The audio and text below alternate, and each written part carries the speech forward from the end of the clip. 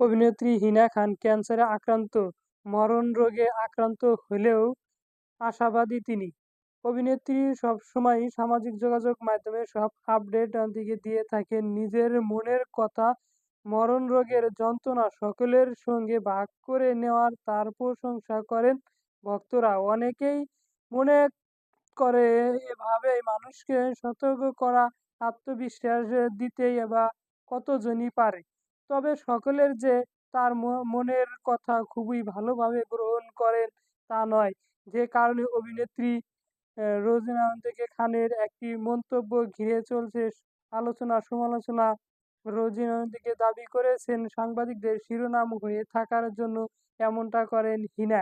এই সাক্ষাৎকারে অঞ্জলি অন্তিকে বলে স্টানটিকে ক্যান্সার ক্ষেত্রে প্রথমে আক্রান্ত অন্তিকে হয় তারপর এবং সর্বশেষ সেকেন্ড ক্যান্সারের বিষয় তিনি রাজনীতি মতো থেকে পড়াশোনা থেকে করেছেন বলে জানা তার কথায়।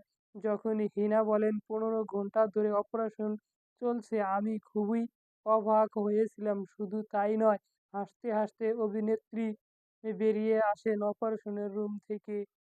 আমার অভিজ্ঞতা